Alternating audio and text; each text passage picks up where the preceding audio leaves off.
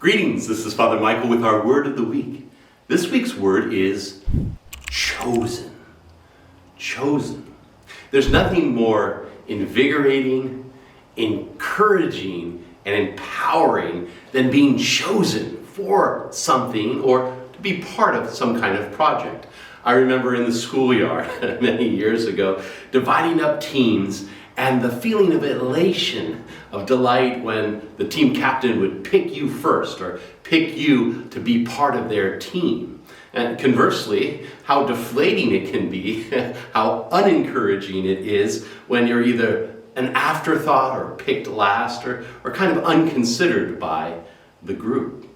In our readings today, we see God choosing prophets and apostles to share his message and his mission, and how empowering that is.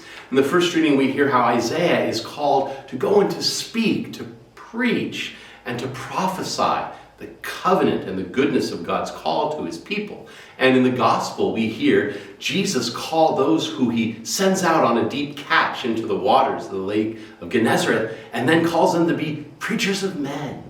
It's interesting that in both cases, the response of Isaiah and of Peter is, first of all, to doubt that they are the right person to be chosen. Like perhaps the person on the schoolyard who doesn't think that they are perhaps up to whatever sport or activity in terms of having that particular virtue. They say, "You're talking to me? You're really choosing me?"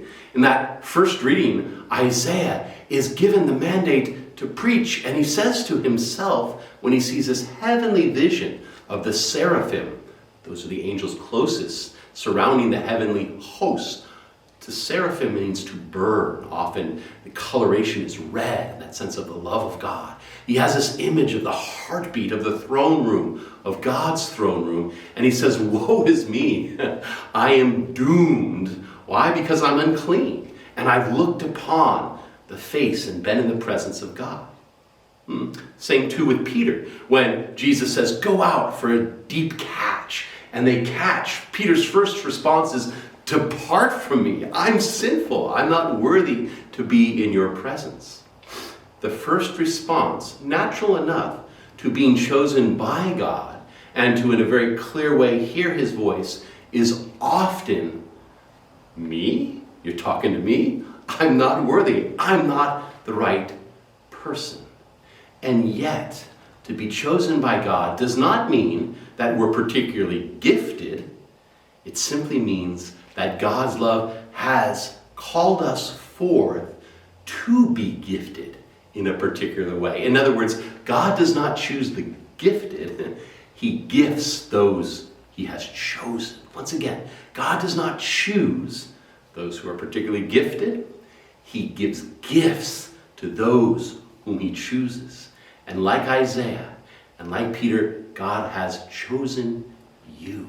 He's chosen you to bear fruit. In Isaiah, this happens in a very powerful image of the angel taking burning incense and pressing it to the lips of Isaiah and saying, "Be made clean. You are now worthy to speak on my behalf."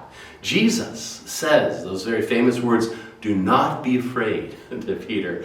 "I will make you a fisher of men." You will go out, and the talents and gifts you have for navigating the sea will be the gifts and talents for navigating, if you will, the sea of salvation, bringing my message, my healing, my salvation, and preaching to others.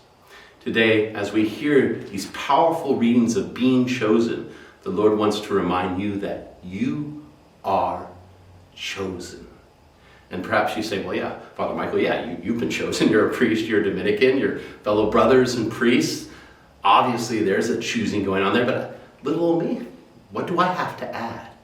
You are chosen to bring about God's love in a unique and powerful way. No one can love the way God has called you to love. And by choosing you, he will empower you. He wants you on his team. He wants you on his side to bring his message of love, his message of goodness, and his message of joy alive. And so, claim that call. call. Be chosen and live in his love and his joy. Amen. Amen.